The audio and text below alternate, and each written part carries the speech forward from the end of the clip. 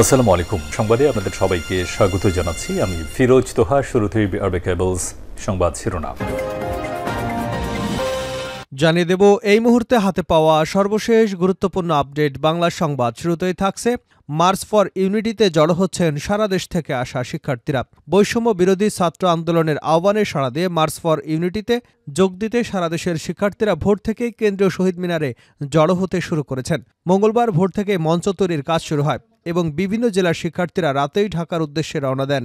দেশের বিভিন্ন অঞ্চল থেকে আসা শিক্ষার্থীরা শহীদ মিনারে উপস্থিত হন। তাদের প্রত্যাশা, ফ্যাসিবাদ বিরোধী শপথে দেশের মানুষ ঐক্যবদ্ধ হবে।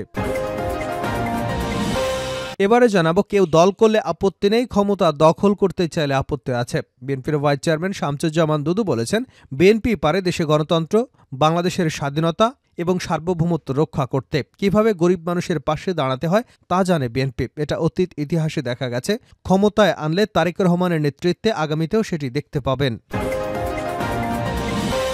জানাবো, স্বৈরাচার পতনের ৪ মাস পরও দেশি বিদেশি ষড়যন্ত্র থেমে নেই ডাক্তার রফিক। বিএনপির স্বাস্থ্য বিষয়ক সম্পাদক ডাক্তার রফিকুল ইসলাম বলেছেন যে বৈষম্যহীন বাংলাদেশ প্রতিষ্ঠার উদ্দেশ্যে নতুন বাংলাদেশের স্বপ্ন আমরা দেখেছিলাম, তাকে আজ বাস্তবায়িত হয়েছে।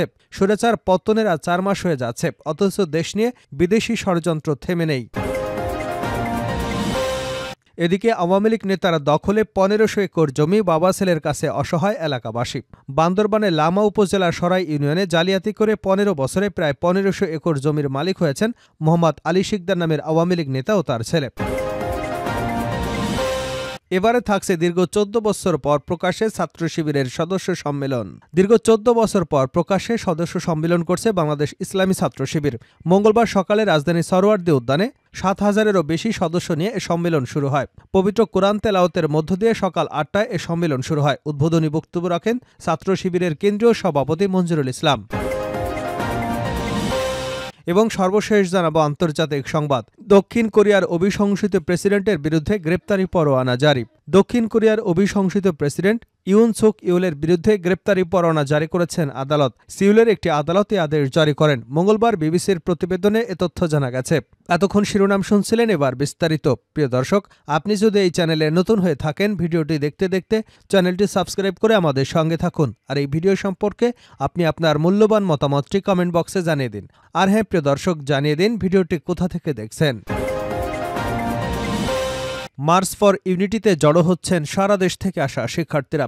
বৈষম্য বিরোধী ছাত্র আন্দোলনের আহ্বানে সাড়া দিয়ে মার্চ ফর ইউনিটিতে যোগ দিতে সারা দেশের শিক্ষার্থীরা ভোর থেকেই কেন্দ্রীয় শহীদ মিনারে জড়ো হতে শুরু করেছেন। মঙ্গলবার ভোর থেকে মঞ্চ তৈরির কাজ শুরু হয় এবং বিভিন্ন জেলার শিক্ষার্থীরা রাতেই ঢাকার উদ্দেশ্যে রওনা দেন। দেশের বিভিন্ন অঞ্চল থেকে আসা শিক্ষার্থীরা শহীদ মিনারে উপস্থিত হন। তাদের প্রত্যাশা, ফ্যাসিবাদ বিরোধী শপথে দেশের মানুষ ঐক্যবদ্ধ হবে। এই কর্মসূচি ঘিরে 2 দিন ধরে রাজনৈতিক অঙ্গনে আলোচনার ঝড় ওঠে। বৈষম্য বিরোধী ছাত্র আন্দোলন এবং জাতীয় নাগরিক কমিটির জুলাই বিপ্লবের ঘোষণাপত্র নিয়ে বিতর্ক রাজনীতিতে উত্তেজনা সৃষ্টি করে। সোমবার রাতে এক সংবাদ সম্মেলনে বৈষম্য বিরোধী ছাত্র আন্দোলনের পক্ষ থেকে জানানো হয়, বিকাল ৩টায় শহীদ মিনারে মার্চ ফর ইউনিটি কর্মসূচি পালিত হবে। এ কর্মসূচি দেশের ঐক্যের প্রতীক হিসেবে গুরুত্ব বহন করে। কেউ দল করলে আপত্তি নাই, ক্ষমতা দখল করতে চাইলে আপত্তি আছে দুদু। বিএনপির ভাইস চেয়ারম্যান শামসুজ্জামান দুদু বলেছেন, বিএনপি পারে দেশে গণতন্ত্র, বাংলাদেশের স্বাধীনতা ও সার্বভৌমত্ব রক্ষা করতে। কিভাবে গরিব মানুষের পাশে দাঁড়াতে হয় তা জানে বিএনপি। এটা ইতিহাসে দেখা গেছে। ক্ষমতায় আনলে তারেক রহমানের নেতৃত্বে আগামীতেও সেটি দেখতে পাবেন। জাতীয় প্রেস ক্লাবের সামনে দেশ বাঁচাও মানুষ বাঁচাও আন্দোলনের উদ্যোগে গণহত্যাকারী খুনি হাসিনা এবং তার দেশে অরাজকতা সৃষ্টির পায়তারা করবার প্রতিবাদে নাগরিক সমাবেশে কথা বলেন তিনি। দুদু বলেন, দেশে একটা ষড়যন্ত্র চলছে। এই ষড়যন্ত্র থেকে দেশকে বাঁচাতে হলে, দেশকে রক্ষা করতে হলে আমাদের সবাইকে সতর্ক থাকতে হবে। তিনি বলেন, সবাই জানে গণতন্ত্রের উত্তরণের জন্য নির্বাচনের বিকল্প নেই। কোনো মহল নির্বাচনকে আটকে দিয়ে দেশকে বিভিন্ন পথে নিয়ে যেতে চায়। কেউ দল গঠন করে ক্ষমতায় আসতে চায়। কেউ দল গঠন করতে পারে, নির্বাচন করতে পারে, আমাদের আপত্তি নেই। কিন্তু বিশেষ মহল থেকে বিশেষভাবে দল গঠন করে কেউ যদি ক্ষমতা দখল করতে চায়, সেক্ষেত্রে আমাদের আপত্তি আছে। কৃষক দলের সাবেক এই আহ্বায়ক বলেন, বিএনপিকে ধ্বংস করবার জন্য একটা 1-11 থেকে শুরু হয়েছে, সেটার আলামত এখনও কিছু দেখা যাচ্ছে। বাংলাদেশের পুনরায় গণতন্ত্র প্রতিষ্ঠার সম্ভাবনা দেখা দিয়েছে। তারেক রহমানের নেতৃত্বে এই সুযোগ কোনোভাবেই নষ্ট হতে দেওয়া হবে না। স্বৈরাচার পতনের ৪ মাস পরও দেশি বিদেশি ষড়যন্ত্র থেমে নেই ডাক্তার রফিক। বিএনপির স্বাস্থ্য বিষয়ক সম্পাদক ডাক্তার রফিকুল ইসলাম বলেছেন যে বৈষম্যহীন বাংলাদেশ প্রতিষ্ঠার উদ্দেশ্যে নতুন বাংলাদেশের স্বপ্ন আমরা দেখেছিলাম, তাকে আজ বাস্তবায়িত হয়েছে। স্বৈরাচারের পতন আজ ৪ মাস পার হয়ে গেছে, অথচ দেশ নিয়ে দেশি বিদেশি ষড়যন্ত্র থেমে নেই। সন্ধ্যায় জাতীয় অর্থোপেডিক হাসপাতাল পুনর্বাসন প্রতিষ্ঠানে বৈষম্যহীন প্রথম বিজয় উদযাপন এবং ক্রীড়া সপ্তাহ ২০২৪-এর সমাপনী অনুষ্ঠানে কথা বলেন তিনি। ডক্টর রফিক বলেন, এখনও আমরা দেখতে পাই মন্ত্রণালয় এবং অধিদপ্তরে এক বিশেষ গোষ্ঠীকে খুশি করার জন্য নানান ধরনের আদেশ জারি হয়েছে, অথচ ভুল পাল্টানো এই গোষ্ঠীর অতি নিকট অতীত পর্যালোচনা করলে দেখা যায় ছাত্র রাজনীতি এবং পেশাজীবী রাজনীতিতে তারা ফ্যাসিস্ট আওয়ামী লীগের দোসর ছিল। তারা সে সময় পূর্ণ সুযোগ সুবিধা নিয়েছে। এখন ৫ই আগস্টের পর মুখোশ পরিবর্তন করে সরকারের গুরুত্বপূর্ণ পদগুলোতে প্রভাব রেখে ক্ষমতার সর্বোচ্চ স্বাদ নিচ্ছে। তিনি বলেন, এ কাজে তাদের সহায়তা করছে বিগত ফ্যাসিস্ট সরকারের প্রেতাত্মা, অসাধু কিছু কর্মকর্তা কর্মচারী। আপনারা যদি খেয়াল করে দেখেন, আন্তঃক্যাডাররা একটা দ্বন্দ্ব তৈরি করেছে। জনতার মঞ্চ তৈরি করে যারা ফ্যাসিস্ট আওয়ামী লীগের ৯৬ সালে ক্ষমতা এনেছিল, তারা কিন্তু নতুন রূপে ষড়যন্ত্র করে যাচ্ছে। এদের চিহ্নিত করে অপসারণ করতে হবে। কারা এদেরকে মদত দিচ্ছে সেটা খুঁজে বের করতে হবে। বিএনপির এই নেতা বলেন, ৭১ এবং ২৪ আমাদের গর্বের জায়গা, এই দুই বিষয় নিয়ে কোনো আপোষ নেই। অনেকেই ২৪কে সামনে এনে ৭১কে পাশ কাটিয়ে যেতে চায়। তাদের অতীত সম্পর্কে আমাদের সজাগ থাকতে হবে। তিনি আরও বলেন, যতদিন না একটি গণতান্ত্রিক সরকার পুনঃপ্রতিষ্ঠা হবে ততদিন এমন ষড়যন্ত্র অব্যাহত থাকবে। তাই একটি সুষ্ঠু নির্বাচন ছাড়া আসলে এই সংকট উত্তরণের কোনো সুযোগ নেই।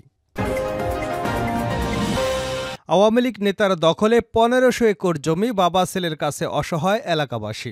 বান্দরবানের রামা উপজেলার সরাই ইউনিয়নে জালিয়াতি করে ১৫ বছরে প্রায় ১৫০০ একর জমির মালিক হয়েছেন মোহাম্মদ আলী শিকদার নামের আওয়ামী লীগের নেতা ও তার ছেলে। আলীলামা উপজেলা আওয়ামী লীগের সহসভাপতি এবং তার ছেলে দস্তগীর শিকদার মানিক সরাই ইউনিয়ন যুবলীগের ধর্ম বিষয়ক সম্পাদক। বাবা ছেলে মিলে জালিয়াতি করে ভয় ভীতি দেখিয়ে সরাই এবং ডলুছড়ি মৌজায় মোহাম্মদ আলী নামের ৬০০ একর এবং তার স্ত্রী শামসুন্নাহার বেগমের নামে ২০০ একর, বড় ছেলে আলমগীর শিকদারের নামে ৬৫০ একর, ছোট ছেলে দস্তগীর শিকদার মানিকের নামে ৫০ একর জমি রেজিস্ট্রি করে নিয়েছে। এখন এসব ভিটে মাটি ফেরত চান অসহায় ভুক্তভোগীরা। সর্বশেষ বিগত জুলাই আগস্টে দলীয় দাপট দেখে লামা সোয়ালক সড়ক দখল করে সরাই বাজারে মার্কেট নির্মাণ করেন মোহাম্মদ আলী শিকদার। মোহাম্মদ আলীর জালিয়াতির শিকার ১০০ বছরের বৃদ্ধ সাহেব আলী তালুকদার বলেন, লামা সরাই ইউনিয়নের যে জায়গাটির উপর মোহাম্মদ আলী নজর পড়েছে সেটি সে যে কোনো কৌশলে জালিয়াতি জবরদখল করে নিয়ে ছেড়েছে। তালুকদারের প্রায় ৩০ একর জমির উপরে জালিয়াতি করে মোহাম্মদ আলী এবং তার পরিবারের লোকদের নামে রেজিস্ট্রি করে নেয়। এরপর একদিন পাহাড়ি হাতি এসে তালুকদারের বাড়িঘর ভেঙে দেয় এবং তার স্ত্রী হাতির আক্রমণে মারা যায়। পরে তিনি তার বাড়ি মেরামত করতে গেলে মোহাম্মদ আলী গিয়ে জমিগুলো তার বলে দাবি করে এবং ঘর মেরামতে বাধা দেয়। পরে তালুকদারকে হত্যার হুমকি দিলে তিনি বাড়ি ছেড়ে খাগড়াছড়িতে তার মেয়ের কাছে আশ্রয় নেন। শেষ করছে আন্তর্জাতিক সংবাদে। দক্ষিণ কোরিয়ার অভিশংসিত প্রেসিডেন্টের বিরুদ্ধে গ্রেপ্তারি পরোয়ানা জারি। দক্ষিণ কোরিয়ার অভিশংসিত প্রেসিডেন্ট ইউন সুক ইয়োলের বিরুদ্ধে গ্রেপ্তারি পরোয়ানা জারি করেছেন আদালত।